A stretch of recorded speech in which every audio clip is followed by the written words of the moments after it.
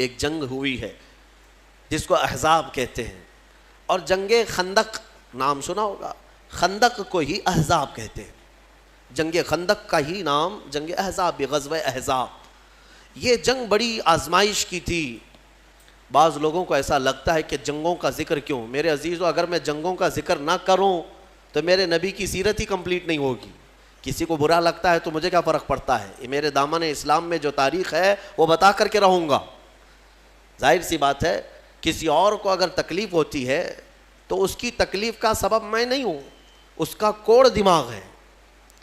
ہر ایک کی تاریخ میں کچھ نہ کچھ جنگیں ہوئی ہیں، بہت سارے لڑائیاں ہوئی ہیں۔ ظاہر سی بات ہے کہ ہمارے اس ملک عزیز ہندوستان کے آزادی کے وقت کیا جنگیں نہیں ہوئی؟ اگر انگلینڈ والے برٹش لوگ بولنے لگ جائیں کہ نہیں آزادی کے قصے مت سناؤ، ہمیں برا لگتا ہے، تو ہم کیا کریں؟ ہم تو انگریزوں کو مار بھگائے نا، انگریزوں کے خلاف جنگ ہوئی ہے۔ اب انگریز اگر یہ کہنے لگ جائے کہ نہیں آزادی کے قصے مت سناؤ، ہمیں برا لگتا ہے، تو ان کے برا لگنے سے میں اپنے ملک کی آزادی کے قصے سنانا نہیں چھوڑوں گا، یہ میرا اپنا حق ہے۔ دین اسلام کے ابتدا میں جن ظالموں نے اسلام کے خلاف کوششیں کی اور ان کی ہرزہ سرائیوں کو اور ان کی دشمنیوں کو کیسے زیر کیا میرے نبی کے غلاموں نے، یہ سنانا میرا حق ہے اور ہر مسلمان کا حق ہے، کیونکہ جو بھی سازشیں ہوتی رہی ہیں ان کو سنانا یہ بچوں کے لیے یہ نہیں ہے کہ ہم جنگجو بنا رہے ہیں، بلکہ ہم اپنی عظیم روشن تاریخ ان کے سینوں میں منتقل کر رہے ہیں۔ اور حق کسے کہتے ہیں، باطل کسے کہتے ہیں، یہ سمجھانا ہر باپ کی ذمہ داری ہے۔ احزاب، یہ جنگ بھی جو ہوئی ہے، خندق، مشرکین کے ساتھ لڑائی ہوئی، دشمنوں کے ساتھ۔ ایک بات میں آپ کو بتاؤں، پہلے بھی میں نے عرض کیا ہے، حضور پاک صلی اللہ تعالیٰ علیہ وسلم اور ان کے صحابہ مکہ والوں کو چھیڑ چھیڑ کر کے لڑنے کے لیے جاتے تھے، یا مکہ والے لڑنے کی تیاریاں کیا کرتے تھے؟ الزام ہے نا آج بہت سارے لوگ کہ یہ جنگیں کرتے تھے۔ اس کی میں ایک وجہ بتاتا ہوں آپ کو، آپ اگر سینس رکھتے ہیں، تھوڑی بہت عقل رکھتے ہیں تو خود سمجھ لیں گے۔ اگر ہبلی، اللہ نہ کرے، ہبلی شہر ہے اور بیلگام شہر ہے، دو بڑے شہر ہیں، دونوں شہر کے کچھ لوگوں کے درمیان لڑائی ہو گئی یا کچھ معاملات ہو گئے، ہبلی کے آس پاس میں اگر لڑائی ہوئی ہے تو آپ کیا کہیں گے اس چیز کو؟ عقل والے سمجھتے ہیں بیلگام والے لڑنے آئے تھے یا ہبلی والے گئے تھے؟ وہ لوگ 100 کلومیٹر دور سے سفر کر کے یہاں آئے ہیں، اسی لیے قریب میں لڑائی ہوئی۔ اور اگر اس شہر کے قریب میں لڑائی ہوتی تو آپ پر الزام ہوتا کہ آپ گئے تھے لڑنے کے لیے۔ بات صحیح ہے۔ اب جتنی بھی جنگیں آپ دیکھیں گے، جنگ بدر، جنگ احد، جنگ خندق، یہ سب مدینے کے آس پاس ہوئی ہیں۔ اس کا مطلب یہ ہے کہ صحابہ نہیں جاتے تھے، مکہ والے لڑنے کے لیے آتے تھے، کیڑے کم تھوڑی نہ تھے، مار کھاتے تھے، مرتے تھے، پھر آتے تھے۔ حضور پاک صلی اللہ تعالیٰ علیہ وسلم اور صحابہ کو چھیڑنا ان کی عادت تھی۔ جنگ خندق بھی جو ہوئی ہے وہ کہاں ہوئی؟ مکہ میں نہیں ہوئی، مدینے کے آس پاس، مدینے سے صرف 5 کلومیٹر کا فاصلہ ہے۔ یہ مکہ والے پوری تیاری کر کے 12,000 لوگوں کو جمع کر کے لائے تھے، اتنا بڑا لشکر کہ جنگ احد کے بعد یہ تیسری جنگ تھی، ان کا حوصلہ تھوڑا بڑھ گیا تھا، مدینے والوں کو ماریں گے۔ اور مدینے میں رسول کریم صلی اللہ تعالیٰ علیہ وسلم کے ساتھ جو صحابہ، اس وقت بھی فاقے کا عالم تھا، ابھی پورے اسٹیبلش نہیں ہے۔ اور یہ جو جنگ لڑی گئی ہے وہ ایک الگ ٹیکنیک سے لڑی گئی تھی۔ حضرت سلمان فارسی رضی اللہ تعالیٰ عنہ، صحابی رسول، وہ فارس کے رہنے والے تھے۔ وہاں جو جنگیں لڑی جاتی تھی، 2 جماعتوں کے بیچ میں ایک گڑھا کھود دیا جاتا تھا، خندق۔ عرب والوں کو یہ طریقہ معلوم نہیں تھا۔ حضرت سلمان فارسی نے حضور اکرم صلی اللہ علیہ وسلم کی بارگاہ میں مشورتاً عرض کیا کہ مشرکین مکہ اگر آئیں گے تو ایسا ہے کہ مدینے میں داخل ہونے کا ایک ہی بڑا راستہ ہے جس سے پوری فوج جا سکتی ہے، باقی سب چھوٹے چھوٹے راستے۔ اس بڑے راستے کے باہر ہم لوگ ایک بڑی خندق کھود دیتے ہیں تاکہ وہ آئیں تو مدینے شہر کے اندر نہ آئیں، کیونکہ شہر میں اگر لڑائی ہوگی تو گھر ٹوٹیں گے، بستیاں اجڑیں گی، دکان برباد ہوں گے، بہت کچھ ہو جائے گا، اس لیے ان کو شہر کے باہر ہی گھیر دیتے ہیں۔ حضور نے ان کا مشورہ پسند کیا اور خندق کھودی گئی، تقریباً 1 مہینے تک کھودی گئی تھی، اور وہ کافی بڑی خندق۔ عرب کا تیز دوڑنے والا اچھی نسل کا گھوڑا بھی چھلانگ لگا کر اس خندق کو پار نہیں کر سکتا تھا، اتنی چوڑی تھی وہ خندق۔ اس خندق کو کھودنے میں خود میرے آقا صلی اللہ تعالیٰ علیہ وسلم نے اپنے ہاتھ میں کلہاڑی اٹھائی ہے. اور یہ وہ دور تھا جب صحابہ بھوک کی شدت کی وجہ سے پیٹ پر پتھر باندھتے تھے. حضرت ابو ہریرہ فرماتے ہیں, نہیں بلکہ دوسرے صحابہ اکرام سے یہ روایت ہے کہ حضور پاک صلی اللہ تعالیٰ علیہ وسلم اس وقت اپنا جبہ اٹھا کر دکھاتے ہیں تو آپ کے پیٹ پر 2 پتھر بندھے ہوئے تھے. یہ پتھر کیوں باندھتے تھے اس وقت؟ کہ مضبوط ایک کپڑے سے پتھر باندھ دیے جاتے تھے تاکہ بھوک پریشان نہ کرے. پیٹ اگر خالی چھوڑ دیا جائے تو بار بار بھوک لگتی ہے, اور اس پیٹ کو ٹائٹ باندھ دیا جائے تو بھوک کم لگتی ہے. یہ عربوں کا طریقہ تھا, پیٹ پر پٹا باندھ لیتے تھے. حضور اکرم صلی اللہ تعالیٰ علیہ وسلم اس وقت پتھر باندھے رہتے تھے کہ بھوک پریشان نہ کرے. اور خندق جو کھودی گئی ہے انہی فاقہ کشی کے عالم میں کھودی گئی ہے. پھر اس کے بعد مشرکین جب آئے تو وہ دیکھ کر کے حیرت میں رہ گئے, یہ کیا طریقہ ہے, ہم کو شہر میں داخل ہونے نہیں دیا جا رہا ہے, یا مطلب یہ چیز نہیں تھی ان کے لیے. خندق کے اس طرف کھڑے ہو گئے. جنگ شروع نہیں ہوئی, اس میں 3 بڑی جماعتیں تھیں, قبیلہ بنو غطفان اور قریش, اور پھر ایک نجد کا ایک قبیلہ تھا. بڑے بڑے 3 قبیلے اس میں آئے تھے جنگ کرنے کے لیے. حضور پاک صلی اللہ تعالیٰ علیہ وسلم اور ان کے صحابہ, آزمائش میں آپ کو بتاؤں کیسی تھی. مدینے والے اس وقت جتنے تھے سب کے ساتھ میرے آقا صلی اللہ علیہ وسلم نے ایگریمنٹ کیا تھا, جو یہودی ہیں عیسائی ہیں سب کے ساتھ, کہ حملہ مدینے پر ہو رہا ہے, لہٰذا ہم ساتھ مل کر کے لڑیں گے, شہر کی حفاظت ضروری ہے. یہودی جو تھے اس میں بنو نذیر ایک قبیلہ ہے اور بنو قریظہ, یہ 2 قبیلے تھے. بنو نذیر کے ساتھ بھی حضور صلی اللہ علیہ وسلم نے معاہدہ کیا تھا, مکہ والوں کے خلاف ہم سب مل کے لڑیں گے, کیونکہ نقصان ہوگا تو تمہارا بھی ہوگا ہمارا بھی ہوگا مدینے پر.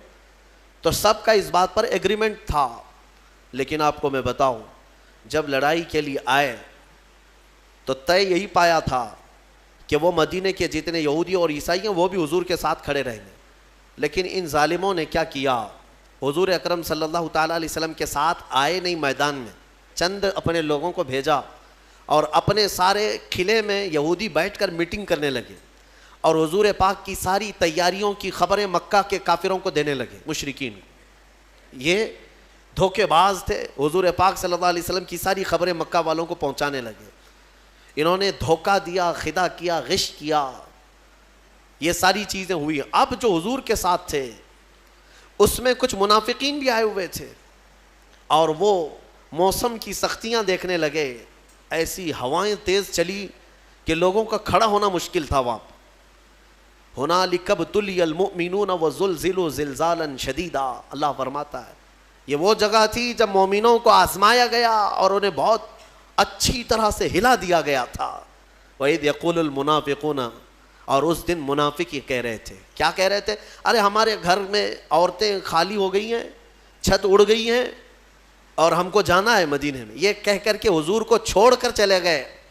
جو جماعت میں یہ وہ لوگ تھے جو مسلمان نظر آتے تھے, حضور کے ساتھ نماز بھی پڑھتے تھے, ان کا سب مسلمانوں کے ساتھ چلتا تھا, لیکن جب حالات سخت ہو گئے بھاگ گئے. وہ ایک ہی لاٹھی سے بھاگنے والے لوگ سب مدینہ میں بھاگ کر کے چلے گئے. اور میدان میں کون بچے, وہی صحابہ جو نبی پاک صلی اللہ تعالیٰ علیہ وسلم کے لیے اپنی جان بھی قربان کرنے کے لیے حاضر رہا کرتے تھے. وہ عاشقین کی جماعت کھڑی رہ گئی, اس میں چند لوگ تھے.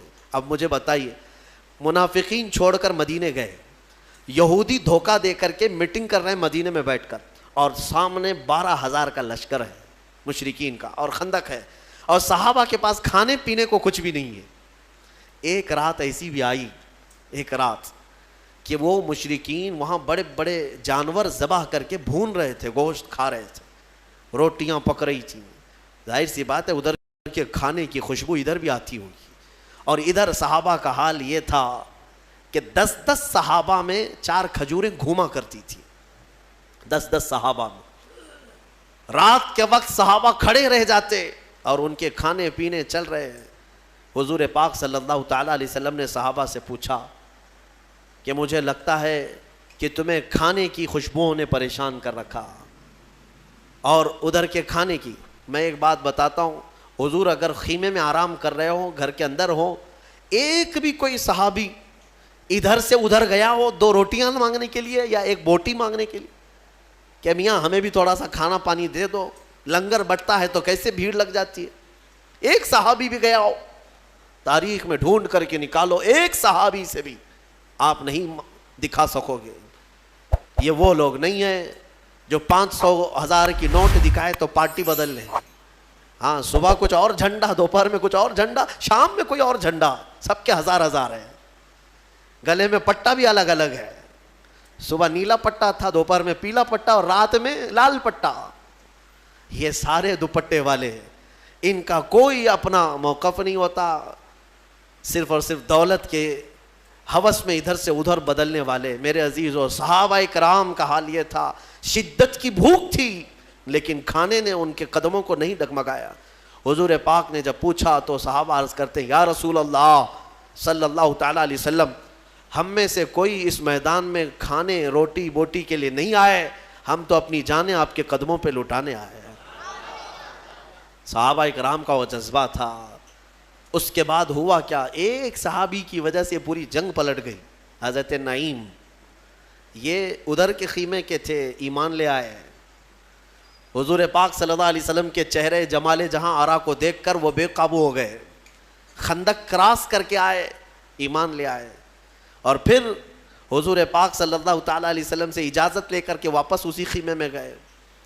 ان تینوں قبیلوں میں جو تھے, بڑے بڑے جو 3 قبیلے تھے, ان کے تینوں کے درمیان کچھ نہ کچھ چل رہی تھی باتیں. ظاہر سی بات ہے, لیڈ کون کرے گا, آگے کون جائے گا, اس میں بہت سارے جھگڑے ہوا کرتے ہیں. ان کے اندر اتحاد نہیں تھا. حضرت نعیم رضی اللہ تعالیٰ عنہ نے اسی بات, اسی کمزوری کو ان کے محسوس کیا اور تینوں قبیلوں کو برابر برابر اپنی اپنی جگہ پر لگایا. قبیلہ بنو غطفان سے انہوں نے کہا کہ تم تو بیوقوف بنے جا رہے ہو, قریش جو ہے اپنے مجاہدین اور اپنے سپاہی پہلے نہیں اتاریں گے, پہلے تمہارے اتاریں گے. اور بنو نجد محمد صلی اللہ علیہ وسلم سے معاہدہ کر چکے ہیں, ہاں وہ تو ختم کرنے والے ہیں, جنگ میں لڑیں گے نہیں. ان سب میں آپس میں ہی یہ شک تھا کہ ہم سب دھوکے میں تو نہیں آ گئے. تینوں قبیلوں کے درمیان ایسی باتیں ہو گئی کہ دوسرے دن اٹھ کر کے سب لڑنے لگے کہ تمہارے پہلے اتارو, تمہارے پہلے اتارو. اس لیے کہ ان کو یہ شک ہو گیا تھا کہ اگر یہ قبیلہ اپنے سپاہیوں کو نہیں اتار رہا ہے تو اس کا مطلب ہے دال میں کچھ کالا ہے. وہ قبیلہ بھی یہی سمجھ رہا تھا کہ یہ کیوں نہیں اتار رہے ہیں. ان تینوں کے درمیان ایسی پھوٹ پڑی کہ وہ آپس میں لڑ پڑے. حضور پاک صلی اللہ تعالیٰ علیہ وسلم سے ابھی جنگ کی نوبت نہیں آئی. اچھا ایک بات اور بتا دوں, یہ جنگ ہونے سے ایک رات پہلے ادھر سے تینوں قبیلوں کے ایک ایک سردار آئے حضور صلی اللہ علیہ وسلم کے پاس, کہا کہ ہم صلح کر لیں گے آپ سے, جنگ نہیں کریں گے, لیکن صلح اس بات پر ہوگی کہ مدینہ طیبہ کی جو کھجوریں سال بھر میں نکلتی ہیں وہ آدھی کھجوریں ہر سال پوری ہمیں دے دی جائیں گی بغیر معاوضے کے. یہ ٹیکس ہے, یہ صلح نامہ ہے. مدینے کے جتنے پھل ہیں آج پوری دنیا کھا رہی ہے. آپ جانتے نہیں ہیں مدینے کی کھجوروں کی برکت کیا ہوتی ہے, اندازہ بھی نہیں ہوگا آپ کو. میرے عزیزو, آج کے زمانے میں میں کہہ رہا ہوں مدینے کے باغات کی جو کھجوریں نکلتی ہیں, آپ کو پتہ بھی ہے سال میں 2 کروڑ حاجی وہاں پہنچتے ہیں. 2 کروڑ تقریباً, حج کے, عمرہ کے, رمضان کے, یہ سب ملا کر سال بھر میں 2 کروڑ لوگوں کا آنا جانا ہوتا ہے. اور 2 کروڑ میں سے ہر کوئی اگر 1-1 کلو بھی کھجور لے جاتا ہے تو 2 کروڑ کلو کھجور صرف مدینے سے نکلتی ہے. اور مدینے کے باغات کتنے ہیں وہ دیکھو تو آپ کو حیرت ہوگی. کہاں ہیں باغات؟ بہت نہیں ہیں, ایسے نہیں ہے کہ جہاں تک دیکھو باغیچے ہیں, وہ چھوٹے چھوٹے باغیچے ہیں. کوئی 4 ایکڑ میں ہے, کوئی 6 ایکڑ میں ہے, کسی کا 10 ایکڑ میں ہے. اس طرح کے باغات ہیں. لیکن آج تک ہم نے نہیں سنا کہ سال بھر میں, رمضان میں ہو کہ حج کے موسم میں ہو یا کبھی بھی, حاجیوں کو کبھی کھجور مدینے میں کم پڑی ہو, کبھی نہیں ہوا. بلکہ ایکسٹرا ان کے پاس رہتی ہے ہمیشہ.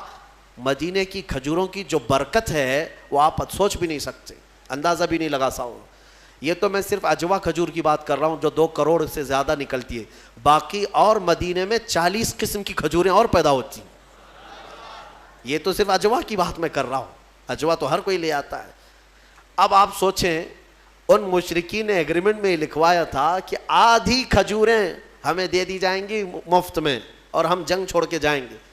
حضور پاک صلی اللہ تعالیٰ علیہ وسلم نے محسوس کیا کہ صحابہ کم تعداد میں، بنو نذیر یہودی دھوکہ دے چکے ہیں، منافقین یہاں سے چھوڑ کے بھاگ چکے ہیں، اور ادھر ان کی طاقت بھی بہت زیادہ ہے، موسم بھی بڑا سخت ہے۔ حضور پاک صلح چاہتے تھے، صلح کا آپ نے ارادہ فرما ہی لیا۔ 2 صحابہ کو اس میں بلایا، دونوں کا نام سعد ہے، سعد ابن معاذ اور سعد ابن ابی عبادہ رضی اللہ تعالی عنہما، دونوں مدینے کے سردار صحابہ، انصار صحابہ میں، اور حضور دونوں کی عزت فرمایا کرتے تھے۔ دونوں کو بلایا، کہا میں ان تینوں قبیلوں کے سرداروں سے بات کر چکا ہوں، تم کیا سوچتے ہو؟ انہوں نے پوچھا کہ مشورے یعنی صلح میں کیا طے پایا ہے؟ حضور پاک صلی اللہ علیہ وسلم نے فرمایا کہ وہ مدینے کی سال بھر کی آدھی کھجوریں لے لیا کریں گے ہر سال۔ حضرت سعد اور دونوں سعد کھڑے ہو گئے، کہا یا رسول اللہ صلی اللہ علیہ وسلم، آپ کا یہ مشورہ ہے یا حکم ہے؟ حکم ہے تو اسے ٹالا نہیں جا سکتا، اگر آپ مشورہ فرماتے ہیں تو ہمیں اجازت ہے۔ حضور پاک صلی اللہ علیہ وسلم نے فرمایا نہیں، میرا حکم نہیں ہے، میرا مشورہ ہے صلح کرنے کا۔ تو دونوں صحابہ اٹھے اور وہ ایگریمنٹ کا جو پیپر تھا اس کو اٹھائے اور پھاڑ دیا۔ حضرت سعد اس دن کہتے ہیں یا رسول اللہ صلی اللہ تعالیٰ علیہ وسلم، جب ہم کفر میں تھے، جب ہم مشرک تھے، تب ان خبیثوں کو ایک کھجور نہیں دیتے تھے، اور آج دولت ایمان ہمارے پاس ہے اور آدھی کھجوروں کی بات کی جاتی ہے۔ یعنی مدینے کے آدھے ہم زمانے کفر میں ایک کھجور نہیں دیتے تھے، اور آج دولت ایمان ہمارے پاس ہے، اور رسول پاک صلی اللہ علیہ وسلم کی سربراہی ہمارے ساتھ ہے، تو پھر آدھی کھجوریں دینا وہ بھی ان لوگوں کے لیے کیا معنی رکھتا ہے؟ انہوں نے پھاڑ دیا۔ میرے آقا مسکرائے ان کی بات پر، یہ نہیں ہے کہ رسول کے خلاف ہو گئے، بلکہ حضور ان کے جذبے کو دیکھ رہے تھے۔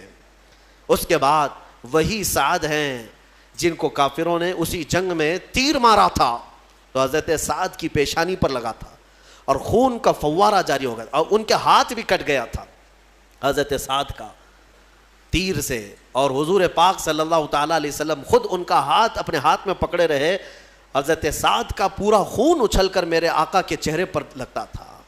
حضور اکرم صلی اللہ علیہ وسلم اس صحابی کو اس قدر محبت فرمایا کرتے تھے۔ اب سنیے، دوسرے دن ہوا وہی جو حضرت سعد نے چاہا تھا، کہ یہ لڑنے کی طاقت ہی نہیں تھی، بلکہ آپس میں گتھم گتھا ہوئے ایک دوسرے سے لڑ پڑے، اور ایسا لڑے کہ ان کے تینوں قبیلوں کے جانور بدک گئے۔ کسی کو ان کا گھوڑا لے کر بھاگتا تھا، کسی کو ان کا اونٹ لے کے بھاگتا تھا، پورے میدان میں تتر بتر ہو گئے۔ جنگ کا نقشہ جو ہے آپس میں جنگ میں تبدیل ہو گیا۔ اس کو اللہ نے فرمایا وَمَكَرُوا وَمَكَرَ اللَّهُ وَاللَّهُ خَيْرُ الْمَاكِرِينَ۔ کفار منصوبے بناتے رہتے ہیں اور اللہ خفیہ تدبیر کرتا ہے، اور اللہ کی تدبیر سب سے بہتر تدبیر ہوتی ہے۔ ختم ہو گئی، یہی جنگ احزاب ہے، یہی جنگ احزاب۔ اس سے حضور پاک صلی اللہ تعالیٰ علیہ وسلم جب واپس لوٹ رہے تھے، اب سنیے اب مسئلہ کیا تھا۔ وہ تو بھاگ گئے، بہت سارا مال سب چھوڑ کر مکہ والے بھاگے۔ اب حضور کو مدینے واپس آنا ہے، مدینے واپس آنا ہے۔ بیچ راستے میں حضرت جبرائیل آئے، کہا یا رسول اللہ صلی اللہ علیہ وسلم، رب تعالیٰ کی یہ منشا ہے کہ ان مشرکین سے تو آپ نپٹ گئے، وہ بنو نذیر یہودی جو دغا کیے، دھوکہ کیے، ان کے ساتھ بھی آپ جنگ کے لیے یہیں سے نکلے۔ ایک جنگ ختم ہوئی ہے، ابھی مدینے پہنچے نہیں، پھر جبرائیل امین کا حکم آیا کہ یہیں سے ان کو بھی نپٹا کر کے آ جائیں جو دھوکہ دیے ہیں۔ بنو نذیر یہ بھی مدینے کے باہر رہتے تھے، ایک قلعے میں بند ہو کر انہوں نے ایگریمنٹ بھی توڑ دیا تھا، بلکہ ہتھیار صاف کر رہے تھے کہ اب مکہ والوں نے تو مدینے حضور صلی اللہ علیہ وسلم کو مار دیا ہوگا، ہم بھی نکلیں گے، ہم بھی ماریں گے، پورا مدینہ ہمارا ہے۔ وہ سارے شیخ چلی کے پلان پہلے سے بن رہے تھے، انہیں پتہ ہی نہیں میدان میں ہوا کیا ہے۔ جب وہاں پر وہ سب میٹنگیں چل رہی تھی، ادھر جبرائیل امین حضور سے عرض کر رہے تھے کہ آقا رب تبارک و تعالیٰ کا حکم ہے۔ اب میرے آقا صلی اللہ تعالیٰ علیہ وسلم نے صحابہ سے پوچھا، 1 مہینے تک جنہوں نے خندق کھودی ہو، بھوکے پیاسے کھڑے ہوں، کئی زخمی ہو چکے، اور اس جنگ کی اختتام کے بعد مدینے لوٹ رہے ہوں، بیچ راستے میں حضور پھر کہیں کہ یہاں سے اور ایک جنگ پہ جانا ہے، کیا کیفیت ہوگی؟ سننے میں تمہیں آسان لگے گا، پریکٹیکلی معلوم پڑے گا روزے کے عالم میں. صبح نکل کر کے کسی جگہ جاؤ, کام کرو, دوپہر میں کوئی آ کر کے کہے یہاں سے اور ایک جگہ جانا ہے, منہ لٹکا لو. ہاں وہ صحابہ 1 مہینے تک وہاں کھڑے رہے بھوکے پیاسے, ایک دن کی بات نہیں. جنگ میں بیچ راستے میں حضور پاک نے پوچھا صحابہ سے کہ میرے صحابہ, جبرائیل آئے اور مجھے اللہ تعالیٰ کا پیغام سنا ہے کہ یہاں سے بنو نذیر کے خلاف جنگ کے لیے ہمیں نکلنا ہے, جنہوں نے دھوکہ دیا ہے مدینے والوں کو, تمہارا کیا خیال ہے؟ صحابہ نے یہ کہا کہ مرہم پٹی کر لیں گے, کھانا پانی پی کر کے کھا کے آئیں گے, بیویوں سے بات کر کے آ جائیں گے, گھر بار دیکھ کے آئیں گے. مہینہ بھر ہوا. حضور نے جب پوچھا کہ تمہارا کیا خیال ہے, صحابہ کہتے ہیں یا رسول اللہ دیر کس بات کی, چلے یہیں سے چلتے ہیں. ایک صحابی نے بھی یہ نہیں کہا کہ مدینے جانا ہے, مدینہ 5 کلومیٹر ہے, وہیں سے میرے آقا کے ساتھ چل پڑے. قرآن نے اسی لیے ان صحابہ کے بارے میں کہا ہے رضی اللہ عنہم ورضوا عنہ, اللہ ان سے راضی ہوا اور یہ اللہ سے راضی ہوئے. یہ یوں ہی نہیں ہے, اللہ تعالیٰ ان صحابہ سے کیوں راضی تھا کہ انہوں نے اپنی جانیں جوخم میں ڈالی ہیں لیکن شکایت کبھی نہیں کیا. بھوک بھی برداشت کیا, پیاس بھی برداشت کیا, مصیبتیں بھی برداشت کی, لیکن شکایت کبھی نہیں کیا. بنو نذیر کی جنگ میں بھی گئے اور پھر اس قلعے کا محاصرہ کیا. وہ تو میاں مٹھو بنے ہوئے پہلے سے پلان بنا رہے تھے, ان کو ایسا لگ رہا تھا ہم مار ڈالیں گے, کاٹ ڈالیں گے, ختم کر ڈالیں گے. حضور پاک باہر کھڑے صحابہ کے ساتھ, ان کو بلایا آ جاؤ. انہوں نے کہا ہم جنگ کریں گے. حضور پاک صلی اللہ علیہ وسلم کی طرف سے حکم ہوا کہ ہم جنگ نہیں کرنا چاہتے, تم آ جاؤ, تم سب نے دھوکہ دیا, ایگریمنٹ توڑے. اندر سے ان لوگوں نے پلان بنا کر کے یہ کہا کہ چلو لڑتے ہیں جتنے ہیں. کیا لڑ پاتے محمد عربی صلی اللہ علیہ وسلم کے ان شیروں کے ساتھ. نیچے آئے, دوپہر تک نہیں ہوئی کہ سب کے سب وہیں ڈھیر ہو گئے. کئی قیدی بن گئے اور کئی مارے گئے, اور اس کے بعد اس علاقے کو, اس اڈے کو بھی ہمیشہ کے لیے ختم کر دیا گیا, بنو نذیر کو. اب مدینہ طیبہ میں نبی پاک صلی اللہ تعالیٰ علیہ وسلم کی اسی سلطنت کا اسٹیبلشمنٹ ہوا جو آج تک ہمارا مرکز اسلام ہے. حرزہ سرائیاں مدینے کو خراب کرنے کی اس وقت سے کوششیں ہوتی رہی, جنگیں یوں ہی نہیں ہوئی ہیں, وجہ تو کچھ تو رہی ہے. کوئی بھی جہاد میرے پاس لا کر کے دکھاؤ, میں اسباب بتاتا ہوں, اس کے ریزن بتاتا ہوں کہ کیوں ہوئی, تب تمہیں پتہ چلے گا کہ انصاف اور حق کس کی طرف ہے. یقیناً میرے آقا صلی اللہ علیہ وسلم رحمت للعالمین ہے. ہاں وہ جنگوں کے لیے نہیں بلکہ خواہش نہیں فرماتے. خود میرے آقا نے فرمایا کہ جنگوں کی خواہش مت کرو, دشمن سے مڑ بھیڑ ہونے کی تمنا مت کرو کہ میں جاؤں گا, ماروں گا, کاٹوں گا, نہیں, تمنا مت کرنا. میرے آقا کی حدیث ہے. ہاں حضور نے پھر اس حدیث میں یہ بھی فرمایا, ہاں اگر کوئی زبردستی تمہارے سر پر سوار ہو جائے تو پھر اپنے قدم بھی پیچھے مت ہٹانا, پھر ثابت قدمی کے ساتھ جمے رہنا, کیونکہ اللہ تبارک و تعالیٰ نے ہمیں بھی قوت عطا فرمائی ہے, طاقت ہمیں بھی عطا فرمائی ہے. اسی لیے میں آج یہ کہتا ہوں میرے عزیزوں, آج کچھ برساتی کیڑے نکلے ہوئے ہیں گلی کوچوں میں اور دنگائی جو فساد مچا کر, مجھے ہنسی بھی آتی ہے اور حیرت بھی ہوتی ہے کہ کچھ لوگ اپنے اپنے شکتی پردرشن کے لیے تلواریں لہرا کر کے دکھا رہے ہیں مسجدوں کے باہر, چھریاں, چاقو, تلواریں. کیا اب یہ جلوس تلواروں کا ہونے لگ گیا؟ مجھے حیرت ہوتی ہے کہ یہ آج اس طرح سے کیوں پرمیشن دی جا رہی, کیوں اجازت دی جا رہی ہے, وہی بہتر جانے ہیں. لیکن میں ایک جملہ ضرور کہنا چاہوں گا, ان تمام کیڑوں سے جو ابھی ابھی برسات میں پیدا ہوئے ہیں, تلواریں تم ان کو دکھا رہے ہو جو 1400 سال سے کربلا سنتے آ رہے ہیں. 1400 سال سے جو کربلا سنتے آ رہے ہیں, ان کے سامنے تم یہ ساری چیزیں لہرا رہے ہو. ہم خواہش نہیں رکھتے جنگ کرنے کی, ہم اپنے ملک عزیز کے امن کو خراب ہونے نہیں دینا چاہتے. ہم یہاں پر اس ملک کی فضا کو مقدر اور برباد ہونے نہیں دینا چاہتے. الحمدللہ یہاں کی مٹی سے ہمیں محبت ہے, امن و امان قائم رکھنے کی ہم بھرپور کوششیں کرتے ہیں. لیکن جن کیڑوں کو آج یہ پرمیشن دی گئی ہے, اجازت دی گئی ہے ماحول خراب کرنے کی, میں ان حکومت پر بیٹھے ہوئے, تخت پر بیٹھے ہوئے لوگوں کو بھی تنبیہ کرنا چاہتا ہوں.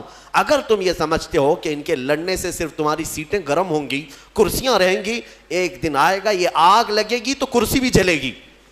ہاں آگ لگے گی تو کرسیاں بھی جلیں گی. اسی لیے کوشش یہ کرو کہ امن خراب نہ ہونے پائے. ساری کمیونٹیاں جس طرح یہاں پر امن کے ساتھ, عزت کے ساتھ رہتی تھی, سب عزت کے ساتھ رہے. سارے امن کے پیغامات ہمیں ہی سنانے کے لیے کہا جا رہا ہے کہ مسلمانوں کو تنبیہ کرو, مسلمانوں کو سمجھاؤ. سمجھا کر کے تو تھک گئے. ہم مسلمانوں کو اخلاق ہی کی تو باتیں کر رہے ہیں آج تک. ہم نے کب ان کے ہاتھوں میں تلوار دیا ہے، کب ان کے ہاتھوں میں بندوقیں دی ہیں، لیکن باضابطہ ایک جماعت ایسی ہے جو پورے ہندوستان میں اپنے نوجوانوں کے ذہنوں میں زہر گھول رہی ہے مسلمانوں کے خلاف، اس طرح سے کہ انہیں تلواریں اٹھانے کا اور انہیں بندوق اٹھانے کا اور انہیں ہتھیار اٹھانے کا بار بار اکساؤ والا بیان اور بھڑکاؤ بیان یہ دے دے کر کے انہیں پریپیئر کیا جا رہا ہے، تیار کیا جا رہا ہے۔ کیا یہ ہماری آنکھوں سے چھپا ہوا ہے؟ آج سب دیکھ رہے ہیں سوشل میڈیا پر، بلکہ میں سمجھتا ہوں ڈپارٹمنٹ بھی دیکھ رہی ہوگی، حکومت بھی دیکھ رہی ہوگی، سارے لوگ دیکھ رہے ہیں، لیکن جن لوگوں نے آنکھیں میچ رکھی ہیں آج کل پھر اچانک کھولنا پڑ جائے گا آنکھیں، اس لیے ماحول خراب کرنا یہ اچھی چیز نہیں ہے۔ اسی لیے جو اس نے کہا ہے وہ سچ کہا ہے، لگے گی آگ تو آئیں گے مکان کئی زد میں، یہاں ہمارا ہی مکان تھوڑی نہ ہے، سب کے مکان جلیں گے۔ پھر اللہ تبارک و تعالیٰ امن برقرار رکھنے کی ہمیں توفیق عطا فرمائے۔ میں نے سورہ احزاب اور جو آپ کو سورہ روم کے متعلق جو عرض کیا، اخیر میں صرف اتنی بات بتاؤں گا، آج ہم نے جو پارہ تلاوت کیا اس میں میرے آقا صلی اللہ تعالیٰ علیہ وسلم کی عظمت شان میرے مولا نے بیان کی ہے۔ اللہ فرماتا ہے ما کان محمد ابا احد من رجالکم ولکن رسول اللہ و خاتم النبیین، محمد تم میں سے کسی مرد کے باپ نہیں بلکہ وہ اللہ کے رسول ہیں اور خاتم النبیین ہیں، نبیوں میں سب سے اخیر آنے والے ہیں۔ اور اللہ تعالیٰ نے ان کی عظمت شان میں یہ فرمایا انا ارسلناک شاہدا و مبشرا و نذیرا، اے محبوب ہم نے آپ کو گواہ بنا کر بھیجا ہے، ہم نے آپ کو گواہ بنا کر بھیجا ہے اور خوشخبری دینے والا اور ڈر سنانے والا اور اللہ کی طرف دعوت دینے والا بنا کر آپ کو بھیجا ہے، وہ سراجا منیرا، اور روشن چمکتا ہوا چراغ بنا کر کے بھیجا ہے۔ اللہ خود فرما رہا ہے اپنے نبی کے بارے میں، اللہ نے اپنے رسول کو کیا بنا کر بھیجا ہے؟ سراجم منیرا کا مطلب ایک ترجمے میں یہ فرمایا گیا ہے کہ اجالا والا سورج بنا کر کے بھیجا ہے۔ سراج سورج کو چراغ کو کہتے ہیں، لیکن یہاں پر چراغ نہیں سورج بنا کر کے بھیجا ہے۔ اسی لیے ہم اپنے نبی پاک صلی اللہ تعالیٰ علیہ وسلم کے بارے میں یہ موقف رکھتے ہیں کہ نبی اکرم صلی اللہ تعالیٰ علیہ وسلم ہے مدینے میں، لیکن ان کی چمک ہر علاقے میں موجود ہے، پوری دنیا میں ان کی چمک ہے۔ جب سورج ایک جگہ طلوع ہوتا ہے ہر جگہ نظر آتا ہے، تو مدینے کا سورج بھی ہوگا اپنی قبر انور میں آرام فرما، لیکن ہر مومن کے دل میں بھی ہے اور ہر عاشق کی آنکھوں میں بھی ہے، ہر جگہ پر موجود ہے، وہ حاضر و ناظر ہے۔ ہمارا عقیدہ ہے نا حضور پاک صلی اللہ علیہ وسلم حاضر بھی ہیں ناظر بھی۔ حاضر و ناظر کا مطلب کیا ہے؟ حاضر کا مطلب موجود، ناظر کا مطلب دیکھنے والا، وہ ایک ہی لفظ سے سمجھ میں آ جاتا ہے۔ اللہ فرماتا ہے اے محبوب ہم نے آپ کو گواہ بنا کر بھیجا ہے۔ گواہ کون ہوتا ہے؟ گواہ کس کو کہتے ہیں پتہ ہے نا؟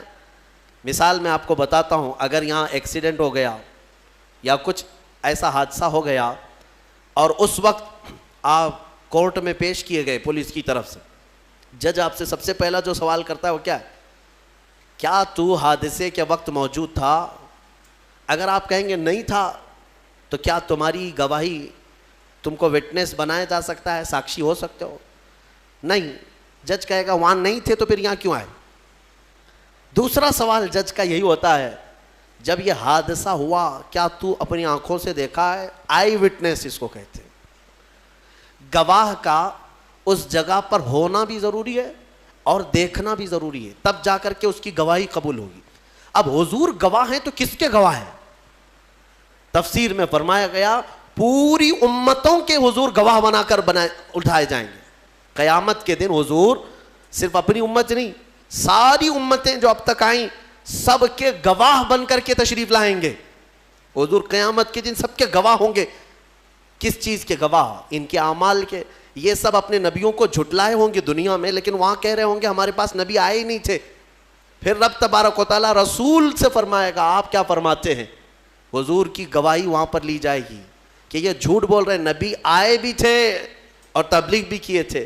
اب پتہ یہ چلا کہ رسول پاک ساری امتوں کے اگر گواہ بنا کر قیامت کے دن تشریف لائیں گے تو اس کا مطلب یہ ہے کہ ہر زمانے میں میرے آقا حاضر بھی تھے اور ناظر بھی تھے، موجود بھی ہیں اور دیکھ بھی رہے ہیں، آج بھی وہ دیکھ رہے ہیں۔